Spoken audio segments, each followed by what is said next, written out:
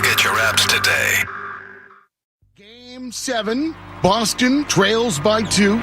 It's been a battle all night, and for many in this building, this feels like the end. But Leroy and Cerrone, they've been here before. Leroy lurking, eyes locked in, and he pulls it loose! He's got the steal with 5 seconds left. He looks up, finds Cerrone. Cerrone catches, steps into it. A 3 for the win! He hit it! Cerrone from downtown. Leroy to Cerrone. They have done it again. They've done it again. All right, here we go. It is the Leroy and Cerrone Show, 98.5 The Sports Hub. Y'all know the number, 617-779-0985. What's so funny, Cerrone? How you giggling from the jump? Is that just pure joy? Are you that happy to be back on air talking sports? Yes, I am. That's what I'm talking about. What else? I am happy. Something else is man, going you sound like you going through it, man. Listen, it's been about something. I've been fighting for my life for about a month. I don't know what's going around. I know other people got whatever it is that's going around. For the record, I have complained about this studio being a petri dish. I am not contributing to that, kind of. I went to the hospital. I got checked out. No flu, no COVID. Lungs are clear. And they basically said, man, we don't know what you got, but that's what we've been telling a lot of people. We really don't know what they got. But here's some stuff for the cough and, take some aspirin and stuff for the headaches and whatnot. But it's been close to a month. Remember that time my voice was crazy deep? Yeah. That's about 2 weeks ago. That was about 2 weeks ago. And I was sick before that. But by the grace of God, oh, boy, I'm here. You're here. The listeners are here. George is here. It's a beautiful thing. Man, yeah. What's Your up? voice got me over here covering my mouth. Oh! It sounds that bad. Let me grab my tea. It sounds that bad. Hold on, I got my tea right here. Do I sound like you ever watched the show, the PJs, the Eddie Murphy joint? Yeah. What was the name of the kid? The little chubby one. What's it like, Juicy? Juicy. I think it was Juicy. Super. Super. How you doing? It's 98.5 The Sports Hub. I'm Leroy. I'm a little congested today. Yo, super. For the record, also, that show, The PJs, is an underrated show. That show was hilarious. Man, his neighbor with the shower cat, what's up, Zoop? Zoop, Zoop. Zoop, I see you, Zoop. This ain't funny, but it's funny, man. Even the crackhead was, I mean, come on. That show, highly underrated. If you've never watched The PJs by Eddie Murphy, look it up. Check it out. Just phenomenal stuff. Humiliate. You trying to say I sound like that, Cerrone?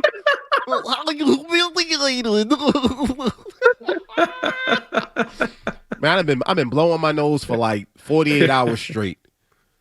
And the worst is when the phlegm gets stuck halfway and I start it feels like I'm about to throw up. That it only happens when you're around people. Like when you get in a setting where you don't you be at church and that's when it attack you the most. You at home be perfectly fine. Oh my God. We got a lot to talk about today. The Patriots, of course, taking on the Texans, the NFL playoffs, the Celtics. We got the entertainment report. I'm starting to get stuffed up. You can hear it. It's getting worse as I'm talking, which is crazy. But before we do that, we got to do the music of the day. Now, if you've been listening to Leroy and Cerrone, you know we've been all over the place. We've played Mobb Deep, Nas, we've done Jay-Z, we've done house music. We've been all over the place. And today is absolutely no different. Today's music is dedicated to rock music that we like. Uh-oh. George, you might want to turn that up. I feel the phlegm breaking up. I feel the spirit of motivation. To all the Patriots out there, you got a big game tomorrow. If you're listening, you need to turn it up, turn the volume up. Let it play, George.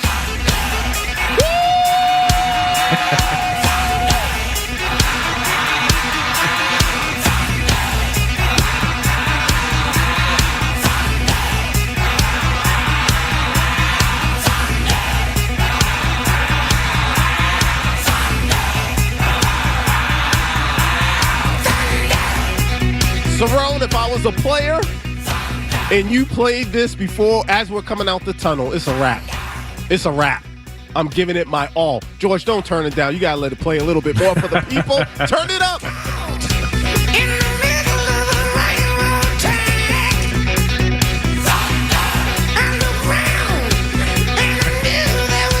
You over there like you trying to sweat it out.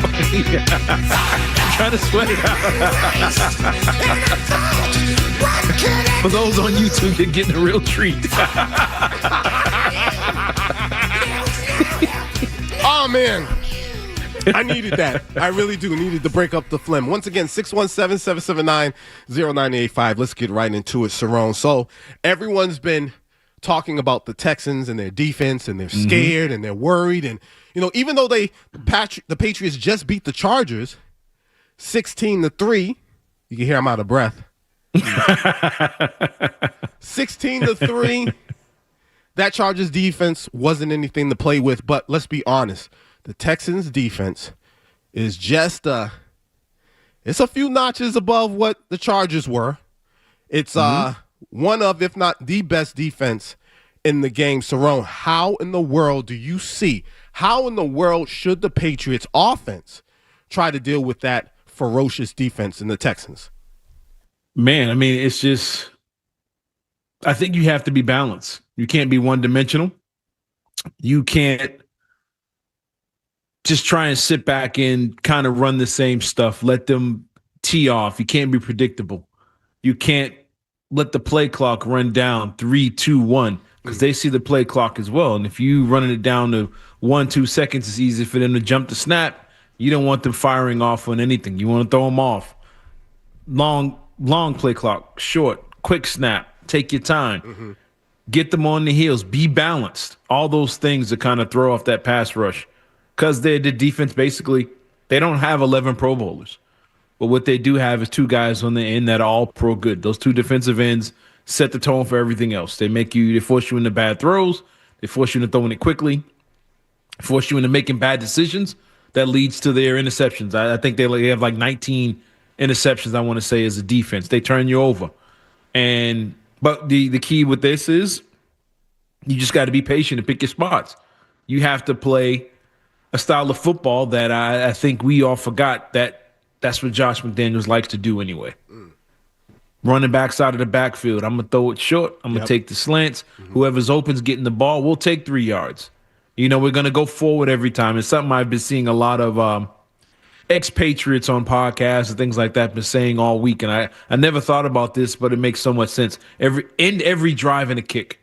Every drive ends in a kick. If you're punting it away, so be it. If you're kicking it, you're getting 3. If you're scoring a touchdown, you're ending it with a field goal. End every drive on a kick. No fumbles, no interceptions, and play clean football. You can't. Here's my biggest thing with the offensive line. It's not letting up sacks. It's something I think they've been pretty good at all season, for the majority of the season. No holding calls. No illegal formations. Nothing that'll put you behind the chains and make it easier on you. You don't want to be 3rd and 12 and 3rd and 14, 3rd and 9 even with this team.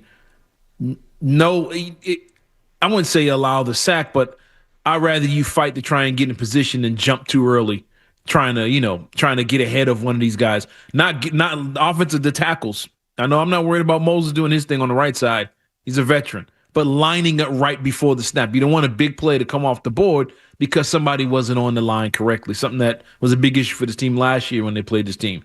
But just do the small things, and I think you can get up the field on this team. And I say that because this isn't the only good pass defense they've faced all year. Yes, the schedule said they haven't played a bunch of dominant teams, but they've played really good pass defenses and teams that get to the quarterback pretty quickly all throughout the season, and they've had success against it. And I think they can do the same this week. All right, 617-779-0985 is the number. People are calling already. I don't know why already. We really haven't done. Was it the hip thrust that I was doing on YouTube? Is that what it was? You was doing all kinds of stuff, man. You was gyrating all over the place. Listen, when we get back, I want to continue this conversation about the Patriots offense versus the Texans defense. More Leroy.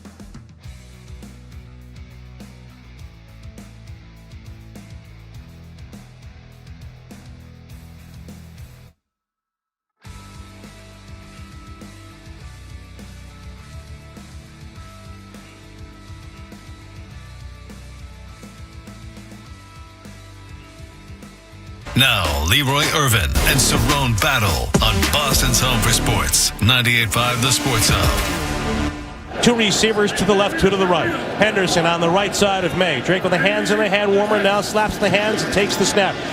With a four-man rush, he's hit from behind, and the ball comes loose. Was the arm going forward? The Chargers have it, and the officials are going to rule a fumble. That's on Drake. Drake May was hit initially, held onto the ball, and then it was not loose. And the way he's headed to the sideline, there's no doubt about it. It's a fumble. Cerrone, one of the things that I noticed last week against the Chargers, and most of us noticed it, it's not like I did some deep dive and discovered some gold. No, you got to say it like that, like you did. But I noticed this last week, and I understand that the Texans' defense, they are a different monster in comparison to the Chargers, but still, I thought one of the things that Drake May did wrong. Again, Drake May had 268 yards. As a team, the Patriots had 381 yards offensively, so not shabby, nothing bad. Yeah, and he ran for 70 on top of that. Yeah. So 66, whatever it is. But my only issue, and I hope he really fixes this, is that when he's in the pocket and he's under pressure and he literally feels defenders pulling and grabbing at him, he doesn't have to reset. Man, tuck that ball and just take the sack or go down, because he ends up having two fumbles. And I'm mentioning this because against a Texans defense like this, that's just ferocious, taking care of the ball is extremely important. And listen, if they get some turnovers, so be it, but you don't want it to be self-inflicted. That's one of the things that I saw from Drake May last week that I was like, man, those didn't have to happen. When you're literally feeling people slapping at defenders, they're grabbing your shoulder. Arms, shoulders. Man, I get it. I do respect the fact that he would want to reset and he's still looking downfield and he wants to make the play, but you got to live for another play. You got to fight to see another play. Just tuck the ball and go down. Take the sack. Yeah, I mean, a couple of those. I think one happened on like 25. I think he took points off the board both times. Both times. I think they were drive-killing plays where they were moving the ball. And look, with the pace of play, the turnovers, and all those things, they had all those yards, but a lot of those drives should have ended in 6. And little mistakes here or there that cost them, that really would have made that game ugly. It really would have been a blowout. I mean, even if those two fumbles, if those end up as field goals, you know what I'm saying? Just take the 3 points on each time. That's 6 points. That game is well out of hand at that point. But yeah, he's got to be better at that. Just feeling any contact and saying, you know what, let me just go in and lay down here and, like I said, end every drive with a kick. Yeah. And you do that against that team, you really probably blow them out. And you can't do it again tomorrow. It's that simple, because I know we're going to get into it. The Texas offense, I think they're going to have their struggles. So the last thing you want to do is turn the ball over and give them a short field where all they got to do is go 3 and out and kick a field goal. Something like they giving them points. You know, you don't want them in that situation. If it's a 20-yard loss, man, just take it. Just fall. Yeah. And go ahead. No, go ahead. Finish your thought. No, I was just saying we saw, a part of the greatness of Tom Brady is the small things. Outsiders laughed at. Oh, he just laid down. He's soft. It's like, no, I'm not going to turn it over. No, it's not going to be any strip sacks or me getting hurt or anything else trying to stretch a play. No one's open. I'm just lay down. And if it's on first and second down, you're in a situation, okay, you still got another down. Right. You know what I'm saying? Like, and that's where I think sacks can be overrated this time. Because we look at the sacks and we say, oh, that's look how many sacks they have. Well, if it's on first down and it's a 2-yard loss, how bad is it? Okay, 2nd and 12. It's no different than stuffing a run play. But sacks are important, and when you allow them on 3rd down, it's a different situation. And you don't want to make it worse by fumbling the ball or doing something like that, which I think will lead to injuries and other things. It's just a flat-out turnover.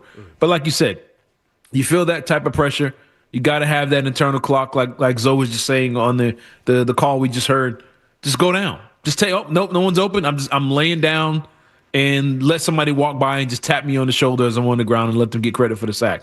I don't get hurt. I don't turn the ball over. We punt it away. We make them go 60, 70 yards downfield to try and score. It's really that simple. Cerrone, when you look at the Patriots offense, I'm curious to hear your thoughts. Where do you see on the Patriots offense? Where do they have an advantage against the Texas defense, if at all? Texas defense they play a lot of man. They don't do anything exotic. You've been hearing it all week. They don't do anything special. They don't try and overly confuse you. They just say our 11 guys are going to contain your 11. And they play a lot of man, a lot of single high safety. And I think that plays into the Patriots' hands. And if they don't play that and go into something different, now you've already got them changing up what they've been successful at all season. So I think they're going to do what they do. They're going to play pressure. They're going to play tight on the outside. And I think this is where the shifty receivers they have on the roster in this one-on-one man coverage where they can eat. I'm talking Pop Douglas, yeah, Kyle Williams, yep. even Efton Chisholm on the short stuff. Stephon Diggs with the insane feet, but they got a Pro Bowl corner over there. They might put him on Stingley. They might put him on Diggs the whole time. I don't know, but I would love to see that matchup, a one-on-one situation, on the outside. Anybody with Stephon Diggs one-on-one. But the timing and accuracy of Drake May, I think that's a tough cover for anyone. But you playing one-on-one like that, I think Keyshawn Boutte can get deep over the top. They've given up a lot of big plays in the pass game. For a defense that good, they are open for the deep pass. They're open downfield. And if you give guys a lot of time, we've seen defenses similar to this when they played the Saints earlier in the season. And before anybody said, oh, this guy's talking to bringing up the Saints. The Saints, statistically, when it comes to sacks and all that other things, they are 2 sacks behind Houston. They're just as good up front. The Saints' pass defense is a really good defense, but they played that man-to-man. It was in a dome. Pop Douglas ate well in that game. Double moves. He had time to get downfield. We saw Stephon Diggs catch a big play. They called him for offensive pass interference. We saw Keyshawn Boutte on the big play. We saw them all season. Tampa Bay blitzing, playing man. Kyle Williams, see you later, up the sidelines. We've seen them take their shot. They were the best downfield team in the league, and I don't think that's going to change if Houston plays man. But here's one big one. This is a big one with Drake May can really – he already made a name for himself, but he can really shine. If they do this, I think they are the 29th or 30th worst defense against scrambling quarterbacks. If they playing that man and the edge guys are getting upfield and get behind the quarterback, no spy, Drake May can have himself a day. Even if the spy is there and he's has a bad angle, whatever, but May can really eat them up on the ground with the ball. He's got to take care of the ball. He's got to take care of his body. But I think if they play that man defense and they just say, we're going to shut you down, we're going to play Texas football, I think he can have himself a day. And I don't think their secondary, they don't have the safeties lurking the way the Chargers did. Like, Chargers was a great defense. That was a really good defense they played. But their safeties were up on the line of scrimmage. They were all over the place. They try and confuse you. They try and turn you over. I don't think May's going to have that issue. In second half, May figured that out. He completed 80% of his passes in the second half, had a perfect QB rating. He figured it out in the second half, but the fumbles is what kept those from being touchdown possessions. But I think if they come out there in that man defense and say our town's better than yours, I think they're going to get fried. All right, let's go to Tony in Worcester before we go to break. Tony. Hey, how are you? We're doing pretty good. How are you? I'm great. I love your show. I look forward to this show. Thank you. Thank you. I'm sorry. It's all good. Can you hear me? Yeah, we can hear you. Yeah, we're good. Thank you so much. I'm sorry. Can you hear me now? Yes, sir. Yeah, we can hear you. Tony, I'm sorry. Call us back because we got to go and take a break. Again, 617-779. Like dust.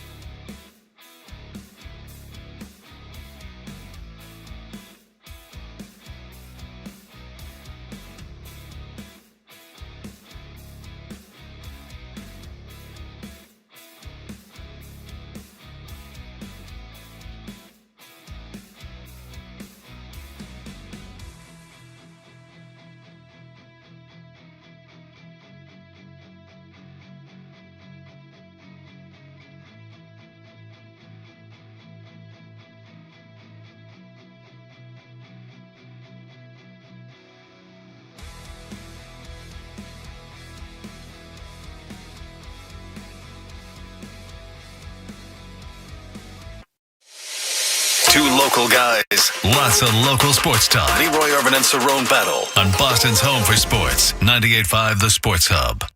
Mike, we've been talking a lot about the Texans' defense. Obviously, it's one of their strengths, but their offense is pretty good as well, especially Woody Marks just had a 100-yard game. What makes that offense tough to stop? Well, I think they're gaining confidence, it looked like, in a run game and the physicality in which they played with the other night. And when you can do that, then it marries with, your play action opens up and your spaces over the middle open up. Your boot game, it all marries together. So that, to me, looks like what they would want to do. They had a lot of success with it the other night, but they played physical. This around the way, when this song hit, it was undeniable. We were like, wait a minute. Why am I automatically just bopping like this? That's one of my favorite. Walking in slow motion. Unbelievable. Cerrone, that was Mike Vrabel talking about the offense of the Texans during the regular season. Again, this is just the regular season. The Texans offense was middle of the pack. Let's just be honest. They average about 327 total yards per game. I'm not going to go down the line with the stats, but like Coach Mike Vrabel said, they seem to be gaining confidence. Mm-hmm. Cerrone, when you look at the Texans offense and you look at the Patriots defense, where do the Patriots have an advantage? How do they take advantage of things? And how do they kind of kill that confidence in the Texans offense? I don't want to sound like a homer here, but they have an advantage at every level. Oh, boy. They're better than them at every level. The Patriots secondary, if this team has goals of reaching a Super Bowl and possibly winning a Super Bowl, this is the worst passing attack you're probably going to see the rest of the way. This is... Without Nico Collins, it changes everything. It does, big time. I think he was such a weapon for them and a favorite of C.J. Stroud. They've been over it all week. His rating plummets when he throws to somebody other than Nico Collins. Sure, they have good tight end. Dalton Schultz is a good player, really good player. Patriots have been carved up a little bit by tight ends, so they can get you there. But with Robert Spillane back in the linebackers being healthy, and most importantly, your pass rush being healthy, I don't know how much of an advantage that tight end is going to be. I don't know, what these receivers are going to do. Jalen Higgins, he's a good player. 6 touchdowns as a rookie. I was kind of hoping he'd be in a Patriot uniform, but he was a good player coming out, good athletic receiver on the outside. But I think you got Gonzalez, you're paying Carlton Davis, you just paid Marcus Jones. You trust your safeties. These guys can't allow a couple rookies to eat them up on the outside, on the road, outside, possibly inclement weather in the cold. You can't let these guys eat you up. You can't shut everybody down in the NFL today. The kind of rules kind of prohibit it. Mm-hmm. But if you limit these receivers on the outside and squeeze everything towards Schultz, I honestly believe the Texans will have a tougher time than the Chargers last week. Chargers offensive line. Yep, they're bad. They're bad. Justin Herbert's the real deal. Ladd McConkey is the real deal. We all know all too well. Those receivers are the real deal. Those guys are better than what the Texans are coming in here with now. And last week, a lot of people were looking at us like, well, they still managed to get yards against the Steelers and things like that. The Steelers were the 29th pass defense in the league last year. This season, 29th. And they forced C.J. Stroud into 5 fumbles and an interception? Right. The Patriots are light years better defensively than the Steelers. There's no Nico Collins. He wasn't having a great day before he got hurt last week either. But he only had 2 catches on 7 targets or something like that. The Patriots have a clear advantage against this Texans offense. And I think it has the potential to be just as bad as last week, if not worse, because I don't think, Justin Herbert, his lack of vision, he missed some throws. There were guys that got open as time went on. Ladd McConkey was streaking a few times across the middle and up the sidelines. He just didn't see him. I don't see these Texan guys getting open like that on the back end, and I think it's going to be a long afternoon for C.J. Stroud. I'm not even going to put the weather out there, but just not even on a nice sunny day, I think he'd have a tough time with this Patriots team. And The biggest name on the injury report to me all week, and I've been trying to scream it, was Trent Brown. If his left tackle got a bad ankle, he ain't been able to practice all week, that is going to be that's going to make for a long day for Stroud. If your left tackle is trying not to put pain on his ankle, trying to hold up when he's got stunts with Milton Williams or Barmore and Chase Arm and Landry coming after him, it's going to be a long day for Stroud, who's already going to be, I think, a little antsy because of the 5 fumble. He fumbled 5 times, y'all, last week, 4.5, NFL record, playoff record. He put the ball on the ground 5 times, and luckily for him, the Steelers couldn't capitalize. But I think he's going to be trying to take care of the ball, similar to what we're saying with Drake May. Yeah. And he's going to lay down, I think, in a lot of situations and allow the sacks to kind of pile up. I think the Patriots defense might have a field day against C.J. Stroud tomorrow. 617-779-0985 is the number. It's you talking about turnovers. Excuse me. Let's go to Tom and Dudley. He wants to talk about Drake May and the turnovers. Tom. Hey, how's it going, guys? What's going on? What's going on, man? Hey, not too much. Taking my dog through a walk in the woods right now. Oh, wow. Yeah. No, so I was talking about everybody's on the Drake May thing. It's been all week long with, he's going to take care of the ball, all that stuff. The fact, though, is if he doesn't do what he does, we're not in the position we're in. That 35 mile run, he legit, that was on Drake May. He created that by doing what he does. So, yeah, you're going to have turnovers every once in a while, and you have to live and die with those. But the reason where we're at is because what he does. Appreciate it, Tom. I mean, Tom has a point, but at the same time, I believe, you still got to know when to take off or when to, tuck the ball and take a sack. There's nothing wrong with wanting your quarterback to be able to tell the difference between, in those situations. There are times, like we said, last week, defensive linemen or the defensive players. When they were on his arms. They were on him. They were pulling his arm and almost ripping off his shirt like it was Hulk Hogan or something. Yeah, all right, go down. It's okay. Other times when it's not that much pressure on him and he sees an opening, go for it. We get that. And here's the thing.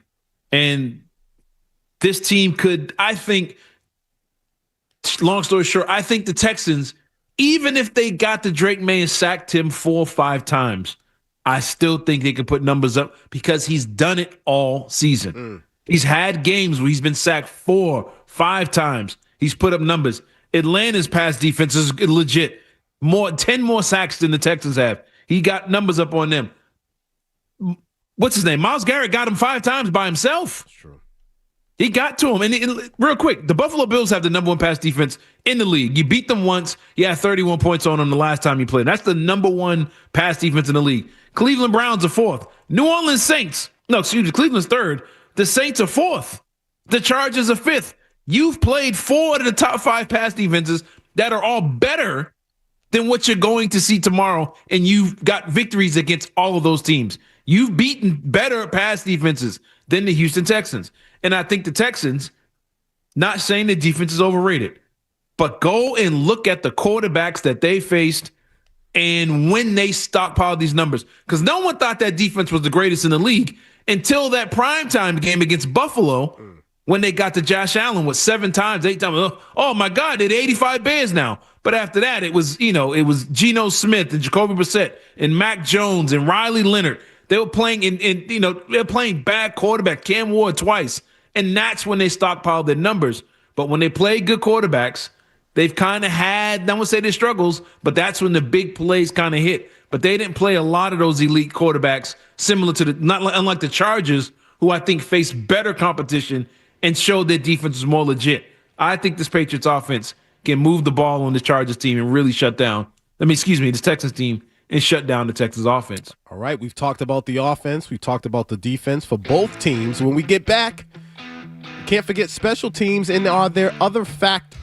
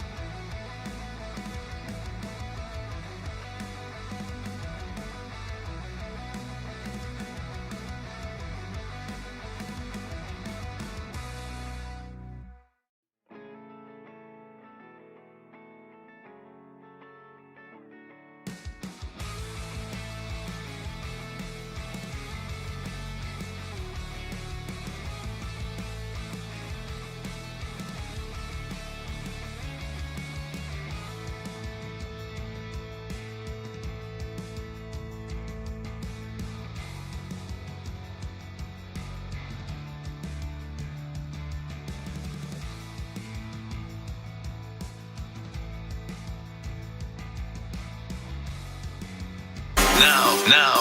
Leroy Irvin and Cerrone battle. Leroy and Cerrone on Boston's Home for Sports. 98.5 The Sports Hub. We just joined Matt McCarthy and myself. 3 o'clock. We're going to be over there at the Southside Tavern. That's 941 Washington Street in Braintree, Mass. For a playoff watch party. Corona's going to be there too, not the virus. I was thirsty, but. So make sure you come on through. We'll have prizes, chances to win tickets to future games and all that stuff. And we'll be together cheering on our New England Patriots. Speaking of the Patriots and the Texans, let's go to let's go to Tony, in Worcester. Tony. Hey, guys, how are you? What's up, man? Hey, I know I get all this talk about offense versus defense, defense versus offense, quarterbacks and all that, but we gotta think about the special teams. I mean, the Patriots special teams and the Houston Texans special teams are miles apart. I mean, Patriots have one of the best special teams records in the NFL. They score a lot of points, and a couple of one or two bang plays could really make the difference in this game, I think. Appreciate it, Tony, my brother. You hit the nail on the head. Before we went to break, we said, we're talking about the offense and defense, but there are other factors, and special teams, that's definitely a factor. Every week it's a factor, but Cerrone, specifically in this case, in this game, tomorrow, 3 o'clock, special teams, the advantage, the disadvantage, and what do you expect from the Patriots? The call is right. Yep. They have I wouldn't say an advantage in special team skill. The Texans, they're special. Put it like this: we're going to see the special teams a lot. This is a playoff team now. The Texans have punted the 5th most times in the league. Them in Vegas, the Raiders, the Jets, Minnesota, Tampa, Atlanta, these teams punted fewer than the Texans. The only teams that punted more than them were the Cleveland Browns, the Tennessee Titans, Denver, shocking that they're up there, and the Philadelphia Eagles. They punt a lot.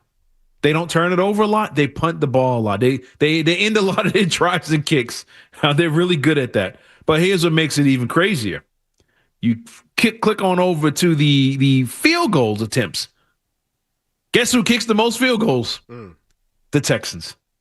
They end a lot of drives and punts and field goals. They kick the ball a lot. With that being said, the special teams for the Patriots are going to be on the field, I think, a lot. Now, with no Nico Collins, I expect a lot of 3-and-outs from this team.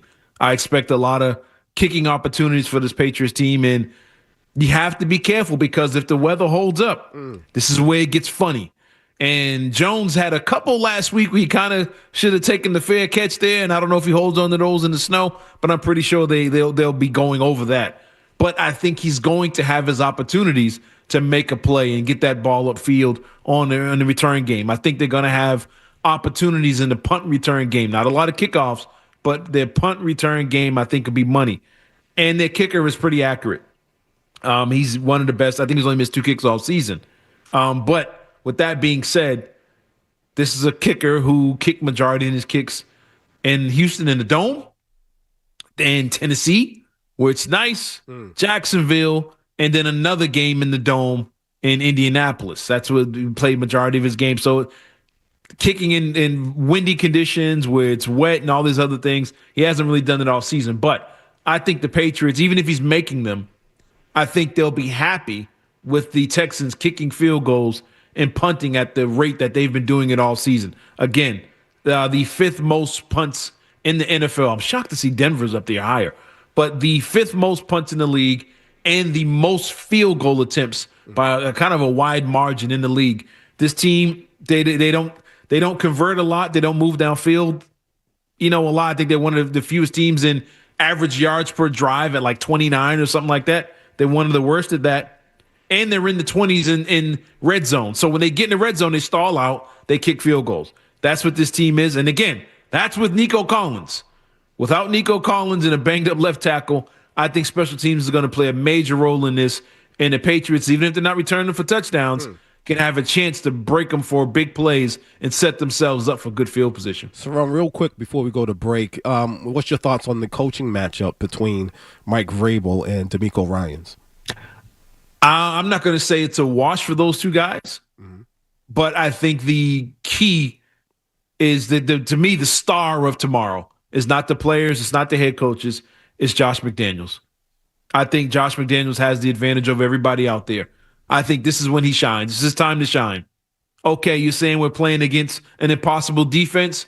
Watch this. Watch me figure this out. We've seen him do this against all-time great deep. If you go back to them 2000s and those teams, the San Diego Chargers and the Baltimore Ravens and all all those great defenses they faced. Houston, the J.J. Watt Houston teams, Jacksonville that year when Ramsey was at his prime and all that, the trick plays come out of nowhere. Against Kansas City, this is when Josh McDaniels shines. I think he's going to have something ready to go for this defense, and I think he is the advantage over all the coaches in this I was going to say series, in this matchup tomorrow. I think McDaniels gives him a huge edge. And DeMeco was a player in the league, a great player. But Mike Vrabel, been in big game situations. He's coached in AFC championship games before. He's played in numerous AFC and NFL championship games in Super Bowls before.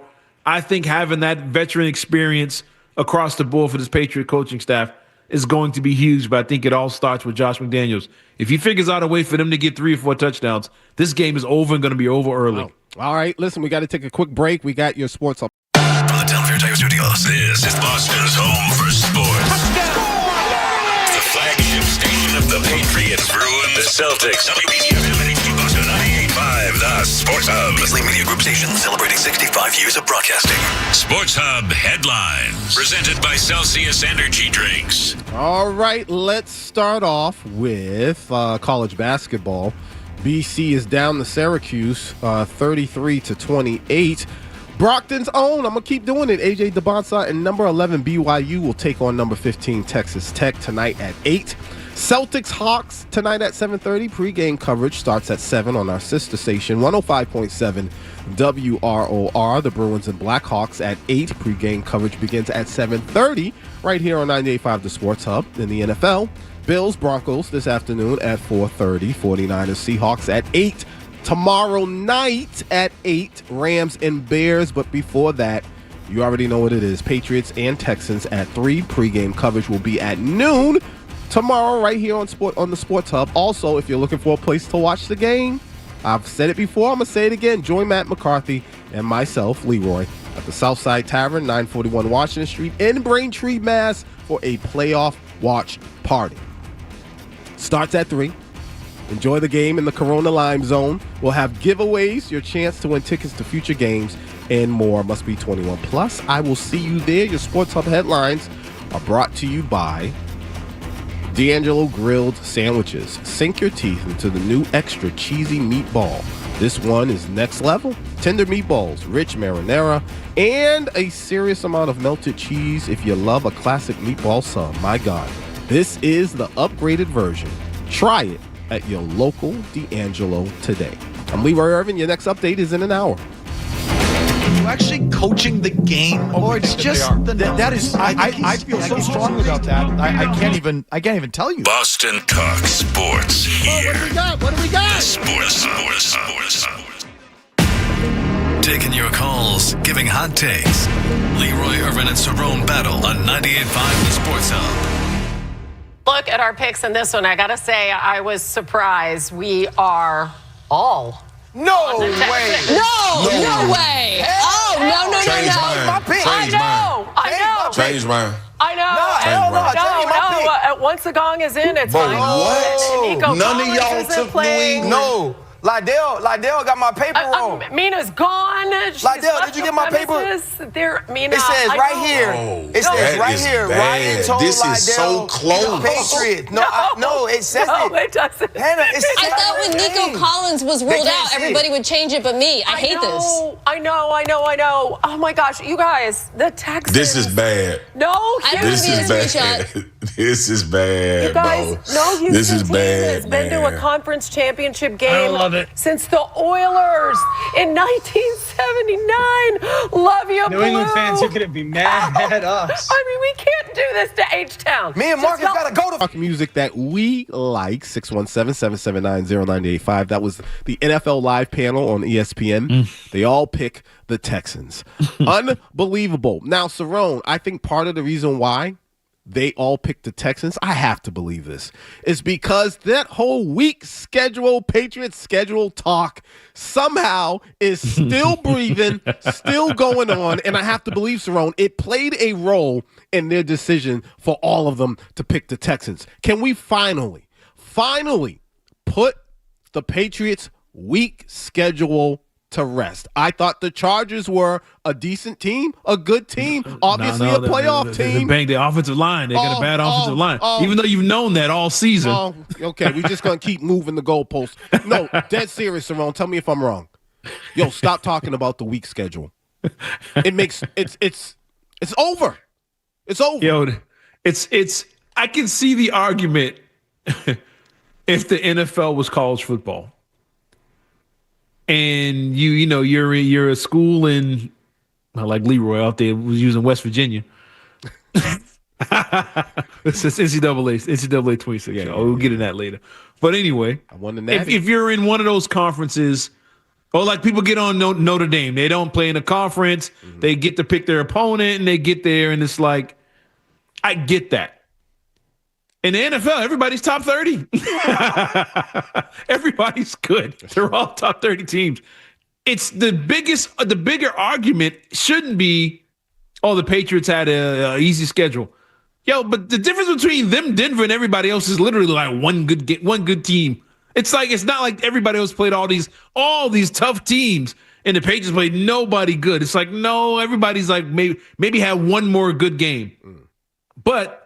And so many people are still using like Kansas City and Cincinnati as good wins. Like, yo, they sucked. Is Joe Burrow Mahomes? No, those teams suck at picking top 10. They're there for a reason. Don't count those as good wins, Chargers fans. But people are gonna keep using this. It's the excuse they can use against this team. And you know why?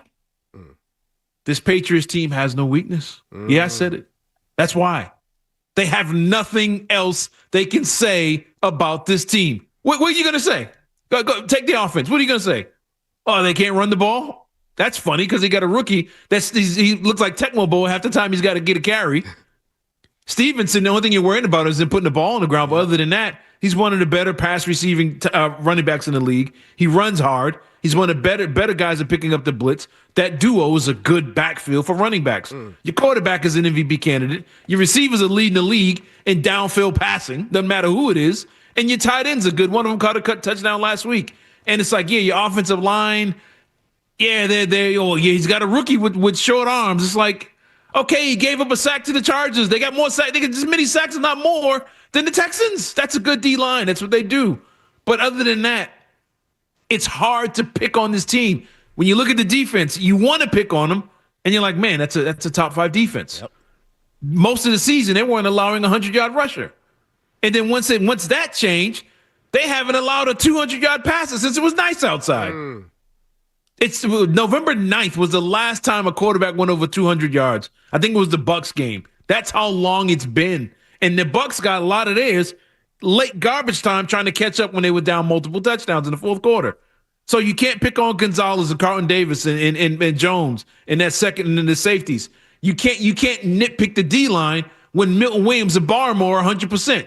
You can't nitpick the linebackers when Robert Spillane is out there 100%, and then his backup is out there knocking Giants logos off their quarterbacks.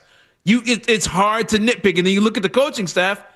We can't jump on them. We can't jump on McDaniels. He got a pocket full of rings. We can't jump on Vrabel. We just talked about special teams. Special teams. This team has kick return touchdowns, punt return touchdowns. You got a rookie kicker that's been money even in inclement weather, and a punter that's one of the better ones in the league. And you got a gunner in Schooler down the sideline, just one of the better guys in the league on that end. They are good all the way across the board. So all people can do is look around and say, well, they played the Jets twice. Well, so did the Bills. The Bills played about, 10 of the same daggone games, and you beat the Bills. It's not your fault that 2/3 of the league is terrible. And 30% of that fired their head coaches. That shows how bad the NFL is as a whole. But to praise the Patriots, thank God you're not in that bottom third. You're not in that 2/3 no more. You had an easy schedule. Guess what you were able to do? Capitalize on it. And another you thing, was able to beat the brakes off of these teams all season. Another thing Cerrone, with an easy schedule, one thing that people tend to just dismiss, and I think it has a lot to do with the focus on analytics, but I think people tend to dismiss the fact that, let's say it is an easy schedule. What about confidence? What about building confidence? What if each one of those so-called easy games help build confidence within this team? And now you're getting into the mental and emotional side of sports that a lot of people tend to just push to the side and not think about. So what I mean by that is, let's say, and we're all in agreement, talent-wise, the Patriots could use some help, right? Everyone agrees with that. But being able to go against these so-called weaker teams week in and week out, building confidence, feeling invincible, feeling like you can do anything you want and you can come back and you can do all that, and you get to a point in the season where it's like your confidence is so high, your belief in your quarterback is so high, your belief in the defense is so high that emotionally it'll carry you where talent won't. And people just straight up dismiss it as if it doesn't matter. And that's a huge part of sports, emotions and mentally just being locked in. I don't understand why people dismiss that part. And you said the momentum and building confidence going forward. And I'm going to give you an example of the opposite end of this. The reason the Buffalo Bills are playing in Denver. Yeah, you're right. Yep. You beat them. Yep. You beat them at home. And it sent them in a tailspin because the very next week they went right out there and lost to Atlanta. They couldn't get it together. They had a bye week. They got Carolina. They had a little confidence. Oh, we beat Kansas City. We're feeling good about ourselves. Then you go out there, you lose to Miami, a bad team. They lost to Atlanta, a bad team. They lose to Miami, a bad team. They lost to the Texans with a backup quarterback. You win the games against those bad teams. The Patriots are on the road against some of these teams because they couldn't take care of business. You see what I'm saying? Yep. But a lot of these teams, Denver got off to a really bad start. I think they got off with a 1-2 or something like that, or 1-3, whatever it was. Denver rolled off all these ugly wins, beating the Jets like 13-10.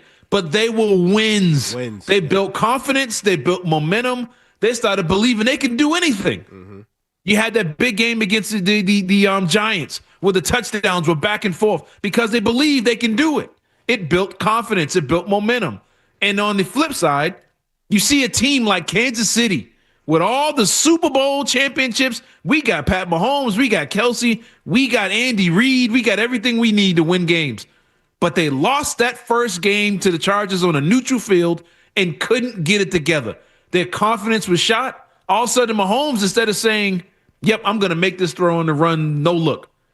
Now he's running like, should I make this throw? Is he going to catch it? Is Tyquan going to get open? Is my offense? You're thinking about all the negatives. But when you're winning games and you got momentum and your confidence is building, instead of saying, should I throw this or should I hold on to it? You're like, yo, watch me throw this down there. Watch you make that catch.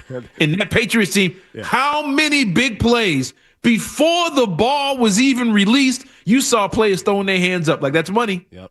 Ball in the air. Everybody's celebrating. That's money because they're confident. There's nobody saying, no. It's yep, no, that's money. We got that. And this team has built that all season, and they've dominated the easy competition, whereas Buffalo slipped up. The Texans slipped up earlier in the season. All these, the Rams, the reason they're going to be playing in zero temperatures today, tomorrow, whenever it is, is because they couldn't beat the Carolina Panthers and they lost that easy game on their schedule is the reason they're on the road in Chicago right now. But the Patriots did not have that slip up, and they won their easy games, and they're hosting these games at home. That's right, 617-779-0985. Let's go to Joe before we go to break in West Virginia. He wants to talk about punting to Marcus Jones. Joe. Brother Leroy, brother Cerrone. What's up? Brother George, Lordy, you're turning 40, huh? Yeah, I'll tell you real quick. With you punted one too many times, so number 25, Marcus Jones, you're going to get burnt. Want to give a quick players call. Oh. Muhammad Ali was the greatest. Greater than him, though, was Martin Luther King Jr., and we're going to celebrate his life and times by the association, actually. The NBA is on Monday. Mm-hmm. But more than that, I'm telling you, like a still line from Cerrone, like the Holy Trinity was John F. Kennedy, Robert F. Kennedy, and Martin Luther King, all slain for what they believed in. And, I know, like, most people, the NBA, any player in the association right now, they weren't even born while Martin Luther King was alive. Mm-hmm. But, he practiced, like, nonviolence. Like, let's try and make this world better. Appreciate it, Joe. We're up against it. We got to go. Joe, Cerrone, the thing that touched me about what Joe has said, obviously, everything he said was great. Cerrone, did you hear him say he wanted to give his players call? Players call. You mean the players call is starting to stick? Maybe we need to start having the people call in with their players. Exactly. You're hip to what I'm thinking.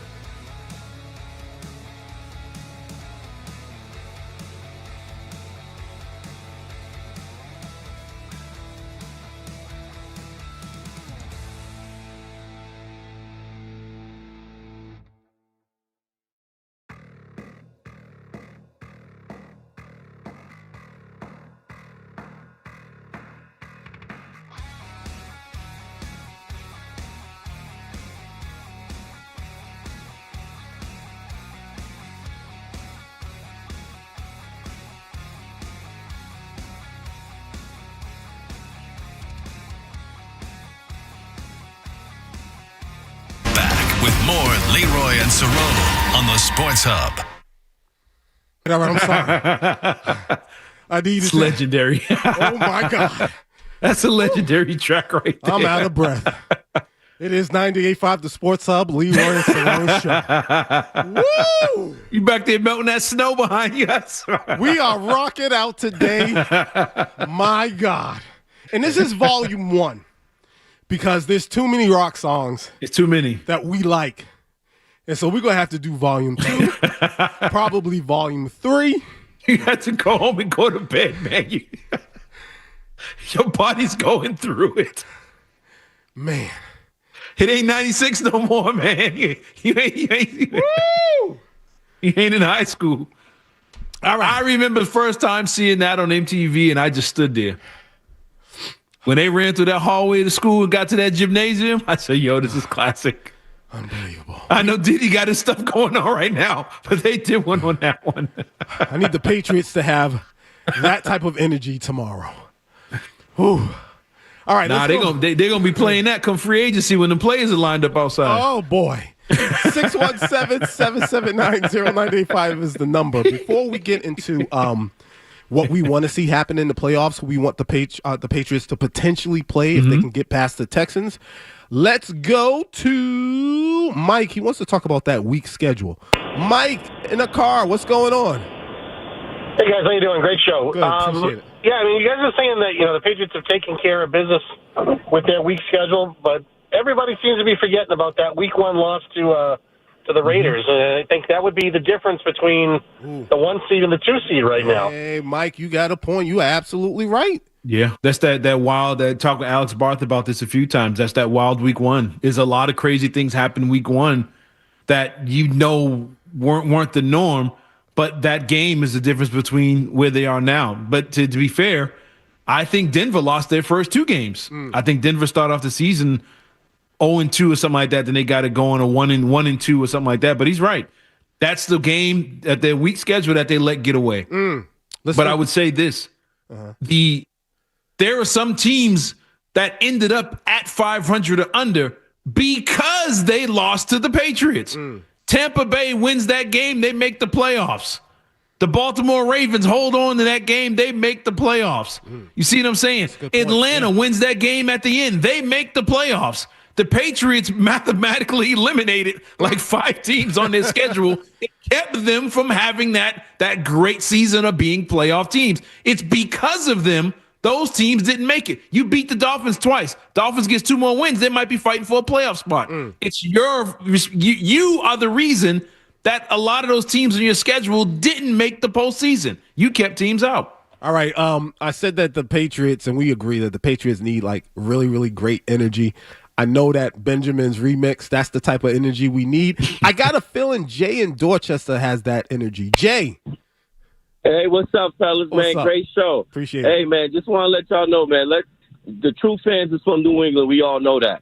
Bring on anybody. The only undefeated team on the road was the Pats. Bring on the Broncos. We're going through everybody, man. They disrespecting us, and we showing them tomorrow. That place is going to be rocking. We haven't felt this since the Brady days. So I love the show. I love the energy, and let's keep rocking because when we beat them tomorrow, then they're going to come with another excuse. Yeah, Jay, talk that talk. I love it. Jay kind of already started talking about what we were going to talk about. Yeah. Oh, don't do that. Don't do that. Don't do that. Because I'll get up and start dancing. But anyways, who would you want to face and who are your favorites? Jay's like, bring on anybody. Let's go to Dale in Virginia. Dale. Hey, man, let me just build on that 1 week schedule point. You guys stole my thunder a little bit, but let's remember that the New York Giants beat Philly.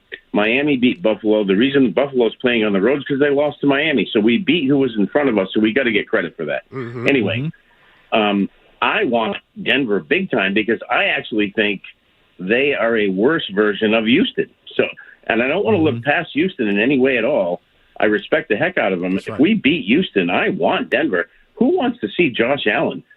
To me, I don't want to see him at all. I want to see Denver because I think they are a worse version of Houston. We beat Houston, we're going to beat Denver and go to the Super Bowl. Appreciate it, Dale. The only reason why I don't want to see Denver is because I don't want the Patriots to have to go to Denver. And that defense is also, that's another ferocious defense. And you just like, man, you got Chargers, Texans if they can beat them, and then it would be Denver if Denver wins. That's a lot, Cerrone. It is a lot, but you know what's funny? Our fears about Denver are because of traumas from 20 years ago. I was about to say the ghost of not Christmas past, but the ghost it's postseason past. Yeah, we're just scared of stuff that happened 2 decades ago. Yeah. It's Patriots lose. You lose to, the Champ Bailey play is the one that stands out when he gets the interception and, he gets run down by Ben Watson. Should have been a touchback. Yeah, it should have been touchback. But if it was in 4K, we would have got that one back. But we're scared of Denver because of that. And it's like, yo, should you be? All humbug. Did you really be scared? It's I don't know how to put it, but Denver's a good team. Yes. Denver has played down, even with their easiest parts of their schedule. They've played down to the easy teams. They didn't blow the Jets out. They needed a miracle field goal. They needed miracles to beat the Giants, teams that you faced. A lot of similar opponents there. They've played down to their competition all season. They got a couple good wins here or there, but they're a defensive team. They got a ton of sacks. Yep. They get after you. But I don't think they're this unbeatable thing, and that winning in Denver is impossible. This Patriot team, I'm telling you, the biggest thing I saw from this team that made me think, this team can go to the daggone Super Bowl. Coming back against Baltimore in Baltimore with all the injuries and everything against them, they had every reason to just lay down in that game, and they didn't. And they fought back with their backups against a team that was fighting for their lives to make the playoffs. And like the call said, they haven't lost on the road all season. Tampa was desperate. You won there. Buffalo was desperate to say that they were better than you. You won in Buffalo. That's tough. That's a tough place to win football games over the last few years, and they did it. And look, I get you. Some people say, I don't want to play Josh Allen. I don't want to see him a third time. I think when teams play each other for a third time in the season, I think the home team has won like 85% of the time. And here's the thing. I don't think Buffalo wins that. I think they get blown out. If Milton Williams and Robert Spillane played the last time you played Buffalo, when you were up 21-0 on that team, a lot of those third downs, they don't convert if Milton Williams is standing in the middle of that defense and Robert Spillane is the one out there covering those tight ends as opposed to his backups. I think you win that game and you beat Buffalo twice. But all that being said, I think it don't matter, man. Oh, wow. 617-779-0985 is the number. The voice is gone. Let's go to Kenny G in Atlanta. Kenny G. Battle. Hey. Kenny. Hey, listen, can you hear me? There we go. Yep, there we go. Hey, listen, guess what? Guess what you're doing today? What's that? You're so competitive. You're a good man. You know what I mean by that? Oh, you're breaking up, brother. Call us back when you get into a better spot. Yeah, call us right back. Call us right back, Kenny G. We got to take a break. When we get back, okay, we're going to have a nice, fun conversation. If the Patriots win, where do they rank?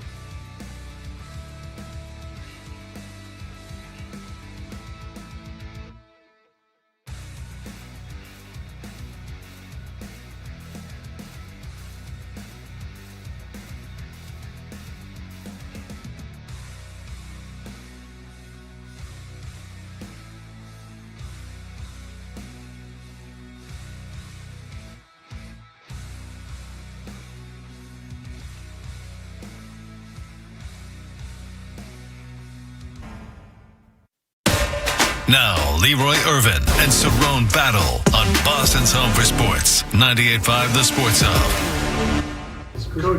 Fans just telling us out in the parking lot that they just love the personality of this team.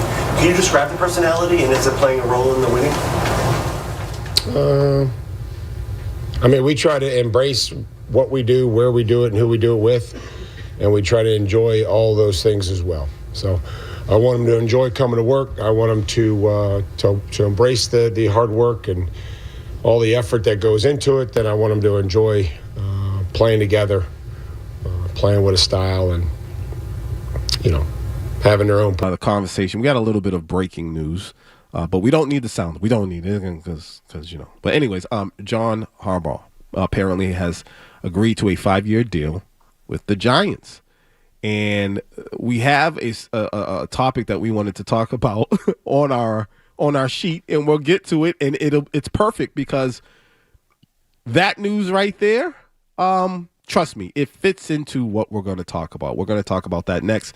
But right now, we're just doing a hypothetical. I know we might be getting a little bit of ahead of ourselves. They got to play. They got to play the Texans. They got to win 3 more games in order for this to really, really mean something. But let's have some fun, just like you said, Cerrone.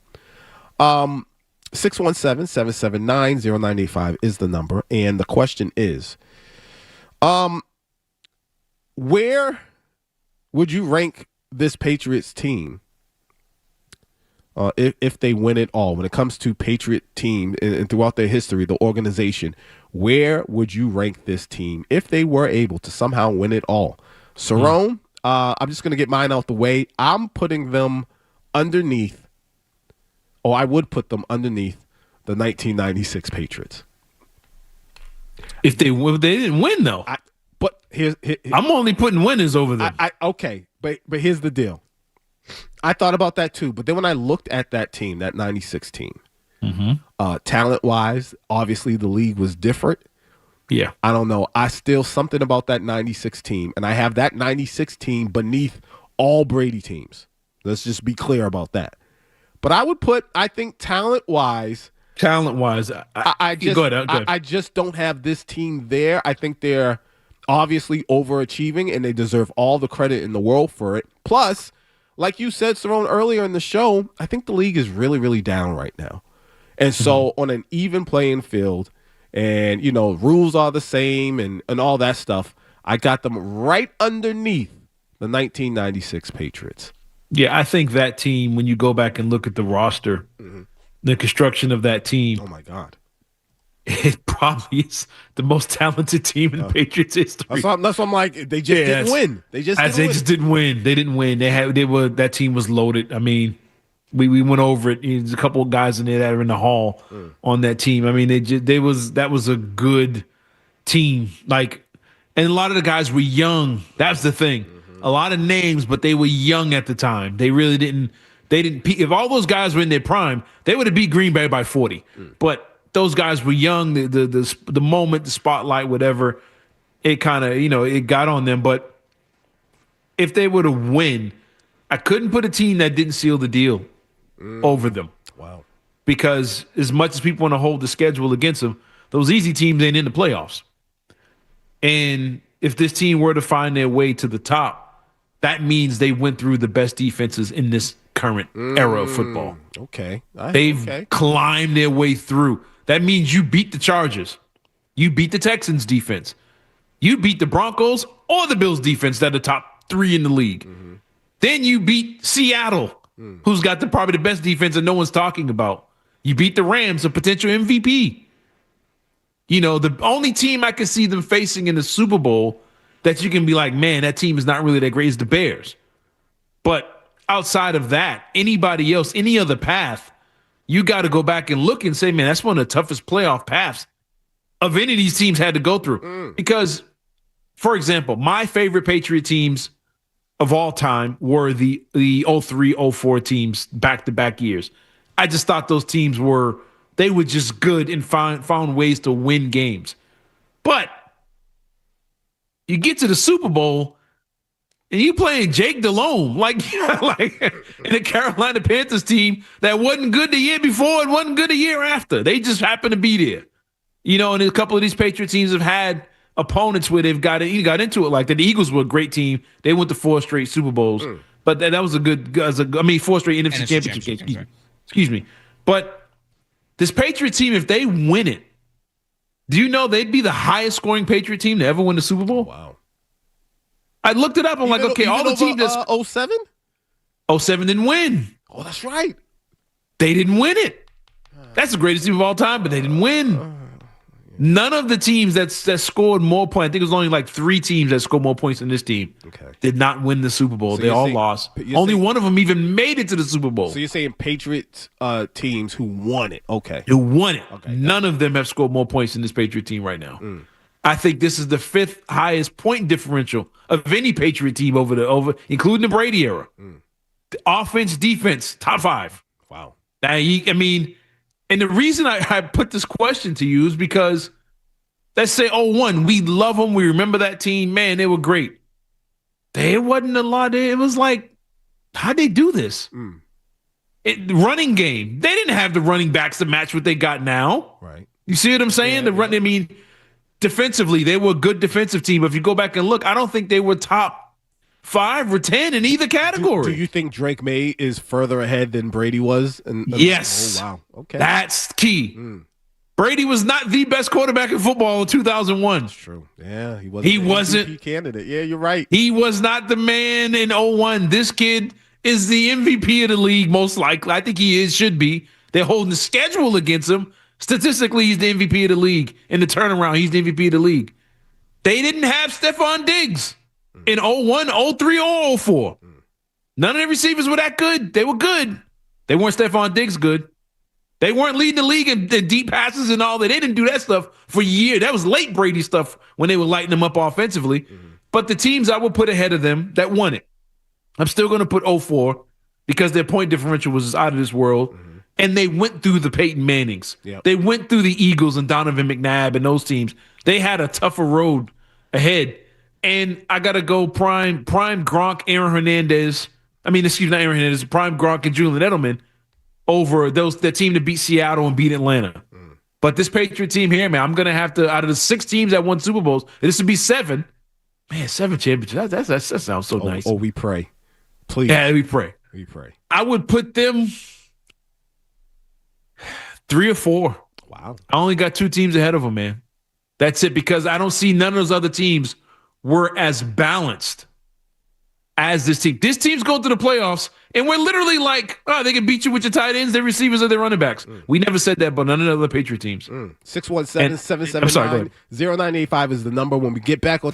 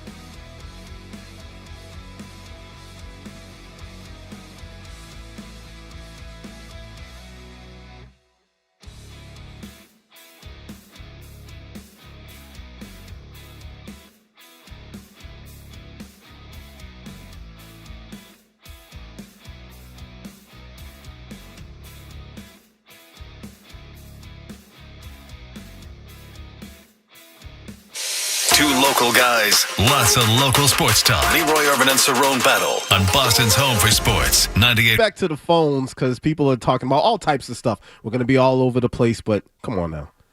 Y'all know how to follow. Let's go to Kenny G. Oh, he called back in Atlanta. What's up, Kenny G? What's up? Hey, yeah, can y'all hear me this time? Yes, sir. Yes, we can. Hey, I apologize. My apologies All going good. through this weather.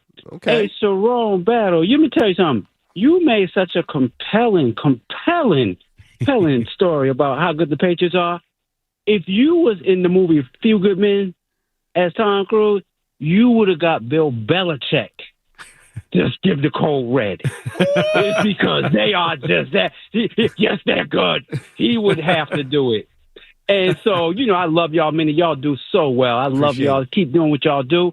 I think I kept saying I want to go to Denver, but after listening to you again, yeah, if we get past this, yeah, bring on Buffalo. I'll hang up and listen, and God bless y'all. Appreciate it. Cerrone, we only got a few minutes, so I'm going to try to go through the go other ahead. callers. But if there's anything you want to respond to, please write it down so we can get to it. Oh, no, this is all about the people, man. Okay, let's go to Tyler in East Providence. Tyler, what's going on? Hey, fellas, how's it going? Loving the music. Appreciate it. I was just curious to get you guys' thoughts on whether or not you think that coming off the short week will put the Texans at any sort of disadvantage. I appreciate it. Thanks for taking the call, guys. Okay, any disadvantage for the Texans coming off of the short week? That one extra day, Nico Collins might be playing. That played a huge role, and I think, you know, him not being cleared to play. And again, Trent Brown hadn't practiced all week. He went through a walkthrough, I guess, yesterday or whatever. But any little injury, whatever, everyone's banged up this time of season. So this point in the year, that extra day, man, I think makes a huge difference when these guys give time to recover and rest. And imagine you stepping off that flight today and you seeing snow flurries and all the other stuff. It's not a good look if you're a Texans player right now, but they're pros. They can get through it. I'm going to keep it moving with the calls, but before I do, Cerrone, apparently, and I knew this was going to happen, but can someone please explain to me why Alien Ant Farm Smooth Criminal is so despised and so hated? It is? Apparently, you know, I've seen this before. I didn't understand why, but I got a few messages like, oh, God, please never play that again. If you like, can someone explain to me why? I don't get it. 617-779-0985. I didn't know it was hated like that. I never asked her. I'd never seen it anywhere, but and don't care because I enjoy it. So I don't know. Anyways, let's go to Anthony in that solo at the end right? is ridiculous. Right in Manchester, he wants to talk about those '96 Patriots. Anthony, Tony. Oh, what a great lead in talking about an ant farm. What's going on? I would tell you this. I would compare this team to the 2001 team the best, but the 96 team, this is sort of back to Belichick. Belichick basically has told everyone for years that the cupboard was bare when he inherited the Patriots in 2000. And that's BS because he had so many great players from that 96 team that were very young in 96, but they were in their prime in 2001. Appreciate it, Anthony. Yeah. I like that. I never even thought about that. If him and Terry Glenn didn't butt heads, Tom Brady had Terry Glenn. Are you serious? Man. Yeah. Are you serious? Yeah. I mean, every time if Curtis Martin was still around, you know, I understand he got paid, but if you kept that 96 team together and dropped Tom Brady on it, see you later. They're getting one. They get maybe two. They get multiple. Yeah. Let's go to Andrew in Providence. Andrew. Hey, what up, guys? What's up? Hey, I want to say I'd probably have to rate this team if they won it all. I got them either on par or a little above 2016. I think it's mainly because like the narrative coming in all year, same as 2016. Like they were done, right? Yep. And this year it was, you know, they're going to win maybe 8 teams, and now it's been strength of schedule. You haven't played nobody. I feel like talent-wise, especially offensive side, you know, who we have 2016, what? Edelman, Grant, who got hurt, and then Amendola and a lacrosse player and Chris Hoden. Yeah. Appreciate it, Andrew. Again, the question was, and Cerrone, you came up with this question. So again, if you can ask the people, they can call in and give us their thoughts too. If they were to somehow win the Super Bowl this year, 3 wins away, if put the if there, where would you rank them amongst the teams who won? And the reason I brought it up, because I was just looking through the team and looking through the strengths of this team, and a caller mentioned it earlier. This Patriots team, the quarterback is MVP level. You've probably got the best return game in the league. Your kick is money. Your defense is money. Your secondary is money. Your D tackles are probably one of the best combos in the league. Your middle linebackers are good. You're scoring 28 points a game. You're leading the league in deep passes and explosive plays. You're leading the league in explosive running plays. You got a quarterback that's running all over the place. The tight ends are good. And they want to play. Mac Hollins ain't even played in the playoffs yet.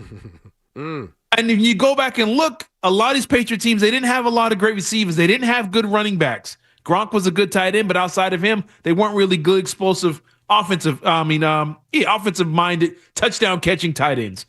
But this team has a little bit of everything, and they really don't have many weaknesses, whereas other championship Patriot teams had weaknesses, but through coaching, talent, experience, they overcame them.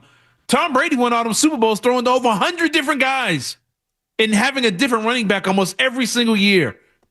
And he didn't have anybody that looked like what we're seeing from Trevion Henderson right now. Explosive guy that's just gone if he gets a step.